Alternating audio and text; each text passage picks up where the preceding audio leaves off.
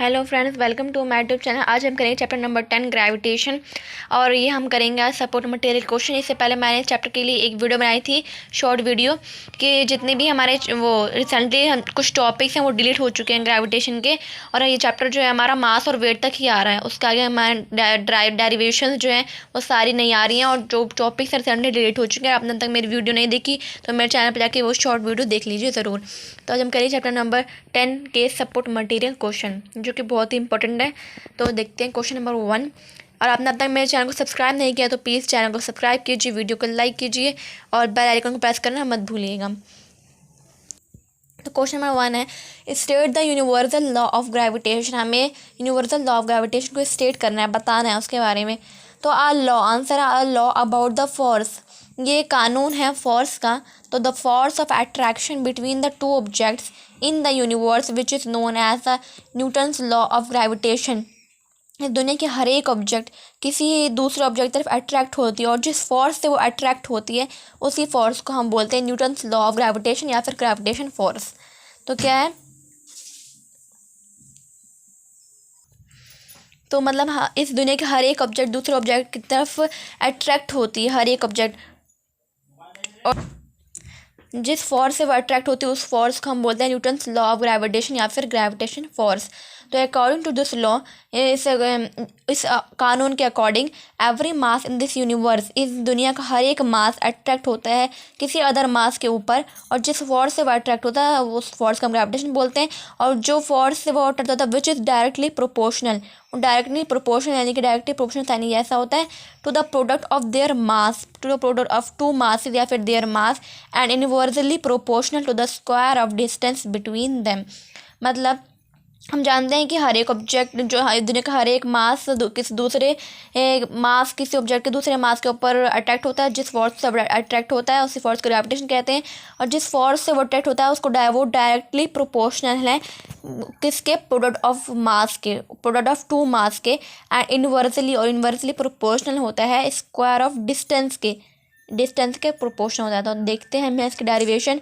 Late मास, हमने मास ले लिया, दो मास ले लेते हैं। Let M1 and M2 of two objects, दो ऑब्जेक्ट के, सिंपल सी बात है, दो ऑब्जेक्ट होंगे तभी तो फोर्स ऑफ अट्रैक्शन होगा, तभी तो दो फोर्स ऑफ अट्रैक्शन होगा। और डिस्टेंस हम मान लेते हैं D।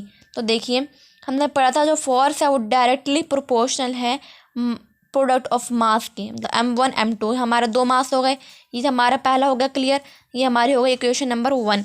और दूसरा कहता है कि inversely proportional to the square of distance between them. और जो इनवर्सली प्रोपोर्शनल है किसके, डिस्टेंस के, तो ये हो गया इनवर्सली प्रोपोर्शन, ये हमारा हो गई इक्वेशन नंबर 2। हम जब जब इन दोनों इक्वेशंस को ऐड करेंगे तो क्या आएगा, F directly proportional M1 M2 upon में D स्क्वायर, यानी कि रेडियस बोल लो या फिर square of distance between them बोल लो। तो अब हम इसको देखते हैं। तो हमारा क्या फॉर्मूला बन जाएगा, F। और प्रोपोर्शनल का साइन हटता था, तो हम 9th चैप्टर में क्या लेते थे, K लेते थे। पर इसमें हम पढ़ रहे हैं ग्रेविटेशन, तो इसलिए हम यहाँ पर G लेंगे। तो F इज इक्वल टू में प्रोपोर्शन का साइन हटा तो G आ गया। और हमारा क्या था, M1 मल्टीप्लाई में M2 मल्टीप्लाई में D स्क्वायर, सब कुछ वही रहेगा एज इट इज़, बस प्रोपोर्शन का साइन हट के G आ जाएगा। तो हमारी ये हुई यूनिवर्सल लॉ ऑफ ग्रेविटेशन, ये हमारा हो गया universal law of gravitation. Question number 2 है, is value of G constant at all the places. क्या G की वैल्यू है वो हमें हर प्लेस पर, चाहे वो मून हो, अर्थ हो, कुछ भी हो, किसी भी प्लेस पर कांस्टेंट रहती है। तो हाँ, इसका आंसर है yes, value of G is remains constant at every place, at everywhere लिख दो, एट एवरीवेयर या फिर at every place. Its value 6.67 multiply में 10 to the power -11 newton metre square per kg square. तो जो वैल्यू ऑफ G है वो हर एवरीवेयर प्लेस, किसी प्लेस पर हमेशा कांस्टेंट रहती है। कभी भी इसकी जो वो होती है वैल्यू कभी भी चेंज नहीं होती, इसकी वैल्यू हमेशा कांस्टेंट रहती है। इसकी वैल्यू क्या है, 6.67 मल्टीप्लाई में 10 to the power -11 newton metre square per kg square. ये इसकी ऐसा यूनिट होती है किसकी, वैल्यू ऑफ G की। What is the question number 3 है, what is the weight of an object of mass 1 kg। हमें बताना है कि ऑब्जेक्ट ऑफ मास यानी कि वेट क्या है किसी ऑब्जेक्ट का, अगर उसका मास 1 kg है। हमें वेट फाइंड करना है किसी भी ऑब्जेक्ट का अगर उसका मास है 1 kg। तो we know that W is equal to M multiply में G। W क्या होता है? वेट। हम वेट को W से डिनोट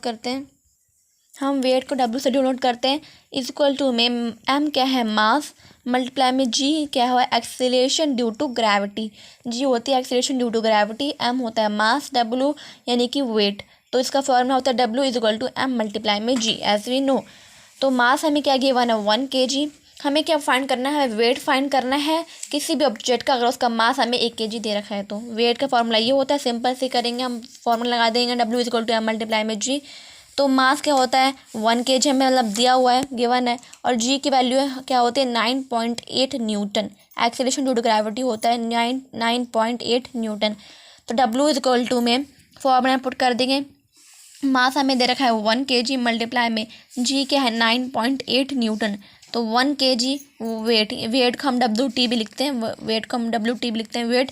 तो इज इक्वल टू में हम मल्टीप्लाई करें तो क्या आ जाएगा? 9.8 न्यूटन। और ये 1 kg यहाँ आ जाएगा, यहाँ पर आ जाएगा 1 kg weight is equal to में 9.8 न्यूटन आ जाएगा हमारा इसका आंसर। यानी कि जो वेट ऑफ ऑब्जेक्ट है वो 9.8 न्यूटन है। तो ये हमारा आंसर हो गया क्वेश्चन नंबर 3 का। क्वेश्चन नंबर 4 है, a body has weight of 10 kg। Body का वेट हमें 10 kg दिया है। ऑन द सरफेस ऑफ अर्थ के सरफेस पर हमें जो वेट दिया है वो 10 kg दिया है। और what will be its weight when taken to centre of the earth. ये क्वेश्चन बोल रहा है कि सरफेस ऑफ अर्थ, यानी कि सरफेस ऑफ अर्थ पर वो जो बॉडी है उसका वेट 10 kg है। और फिर हमें बताना है कि वेट क्या होगा अगर सेंटर ऑफ अर्थ पर है, सेंटर ऑफ अर्थ पर वेट है तो हमारा क्या होगा वेट। तो हमारे यहाँ पर ले लिया अर्थ, ही हमारा अर्थ है, इसको सेंटर को मान लिया O, और ये है हो गया हमारा सरफेस ऑफ अर्थ। तो OA is equal to RE radius. Body का जो वेट है वो हमें दिया 10 kg on the surface of earth. Surface of earth पर वेट का है 10 kg। हमें बताना है कि सेंटर ऑफ अर्थ पर वेट क्या होगा किसी भी बॉडी या किसी ऑब्जेक्ट का। तो यहाँ पर मैंने मान लिया, मतलब माना क्या, इसमें अर्थ है तो ये होगा, अर्थ क्या होता है, कैसा होता है? स्फेयर शेप में होता है, लेकिन ये परफेक्ट स्फेयर नहीं होता है। तो ओ है हमारा सेंटर, ए हमारा सरफेस ऑफ अर्थ। OA यानी कि ये जो है ये हमारा रेडियस हो जाएगा, और ई मतलब अर्थ, RE हो गया। तो वेट ऑन सरफेस, तो सरफेस पर क्या दिया है हमें? 10 kg। और हम जानते हैं कि वेट होता है, उसका फॉर्मूला क्या होता है? W is equal to M multiply में G, mass into acceleration due to gravity. तो G, हम जब acceleration due to gravity find करते हैं तो हम क्या फॉर्मूला लगाते हैं? G इज इक्वल टू में capital G capital M E upon में RE स्क्वायर, ये लगाते हैं। तो हम देखते हैं, हाँ, वेयर ME, यहाँ पर जो दिया है ME होता है इज मास ऑफ अर्थ, मास अर्थ का मास होता है ME at centre of earth means at O जो है हमारा सेंटर ऑफ अर्थ है, और ME क्या हो जाएगा? 0 एज मास ऑफ अर्थ। देखिए O जो है वो उसकी इनिशियल वैल्यू है, तो सिंपल सी बात है, सेंटर जो है तो वो 0 हो जाएगा। और जब हम यहाँ जाएंगे सरफेस पर तो वो 10 है दिया है हमें, गिवन है, तो ये 0 हो जाएगा। यानी कि एक्सीलरेशन ड्यू टू ग्रेविटी यानी कि जो G है वो हो जाएगा 0। तो यहाँ पर weight of object at point O is 0, क्योंकि उसके इनिशियल वैल्यू जो है वो 0 होती है, इनिशियल वैल्यू 0 है। और जब सरफेस पर जाएंगे तो हमारा हो जाएगा 10 kg। तो weight of object at point O is 0। तो आई होप ये क्वेश्चन जो है हमारा अच्छे से आपका हो गया वो क्लियर। क्वेश्चन नंबर 5 है, write the formula to find the magnitude of the gravitational force between the earth on an object on the surface of earth. हमें फॉर्मूला फाइंड करना है, मतलब हमें फॉर्मूला लिखना है और फाइंड करना है the magnitude of the gravitational force और between the earth on object, और जो अर्थ ऑफ ऑब्जेक्ट के बीच का जो हमारा फोर्स होता है उसे हमें फाइंड करना है, फॉर्मूला को फाइंड करना है। तो फॉर्मूला लिखना है, तो लेट मास ऑफ अर्थ क्या है? कैपिटल M मान लेते हैं। मास ऑफ ऑब्जेक्ट मान लेते हैं स्मॉल m। रेडियस हो गया R हो गया रेडियस ऑफ ऑब्जेक्ट। तो हमने फॉर्मूला क्या पढ़ा था? ये होता है universal law of gravitation, F is equal to GMM upon में R स्क्वायर हो गया हमारा। ये फॉर्मूला होता है यूनिवर्सल लॉ ऑफ ग्रेविटेशन, या फिर इसको हम बोल देते हैं ग्रेविटेशनल फोर्स का भी फॉर्मूला हो सकता है ये। क्वेश्चन नंबर 6 है what is the value of a universal constant and G and its unit. हमें यूनिवर्सल कांस्टेंट की वैल्यू बतानी है और उसकी यूनिट बतानी है। तो वैल्यू ऑफ जी क्या होती है 6.67 मल्टीप्लाई में 10⁻⁻11 न्यूटन मीटर स्क्वायर पर केजी स्क्वायर, ये इसकी यूनिट होती है न्यूटन मीटर स्क्वायर पर केजी स्क्वायर। किसकी होती है? वैल्यू ऑफ जी की। क्वेश्चन नंबर 7 है name the factors on which G depends. Acceleration due to gravity है वो कौन से फैक्टर्स पर डिपेंड होती है? पहला है मास, ठीक है, किसी भी ऑब्जेक्ट का मास कितना है। दूसरा डिस्टेंस, तीसरा हाइट। ये तीनों चीज़ें बहुत इंपॉर्टेंट होती है एक्सीलरेशन ड्यू टू ग्रेविटी को फाइंड करने में, और उसके फैक्टर्स भी यही तीनों होते हैं, मास, डिस्टेंस और हाइट। क्वेश्चन नंबर 8 है name the force is responsible for the motion of moon around the earth. हमें वो उस फोर्स का नाम बताना है जो रिस्पॉन्सिबल होती है, मून जो है हमारा चंद्रमा वो अर्थ के आसपास चक्कर लगाता है, और किस मतलब चक्कर लगाता है या मोशन करता है, किस फोर्स से वो मोशन करता है? वो ग्रेविटेशन फोर्स से करता है। कोई भी ऑब्जेक्ट अगर वो मोशन में है तो किस ऑब्जेक्ट से वो मोशन कर रही है, तो वो ग्रेविटेशन फोर्स होगा। जैसे मून जो है वो अर्थ के आसपास चक्कर लगा रहा है, तो किस फोर्स से लगा रहा है? ग्रेविटेशन फोर्स से लगा रहा है, क्योंकि वो मून अर्थ की तरफ अट्रैक्ट हो रहा है। तो किस फोर्स से अट्रैक्ट हो रहा है? वो ग्रेविटेशन फोर्स से अट्रैक्ट हो रहा है। आई होप आज की वीडियो आपको बहुत ही अच्छे तरीके से समझ आई होगी। आपको मेरी वीडियो अच्छी लगी तो प्लीज़ मेरी वीडियो को लाइक कीजिए, चैनल को सब्सक्राइब कीजिए, और आपको कोई भी डाउट हो तो मुझसे कमेंट सेक्शन में पूछ सकते हैं, और आप मुझे इंस्टाग्राम पर भी फॉलो कर सकते हैं @Jiya Khan study Mehndi. Thank you for watching my video.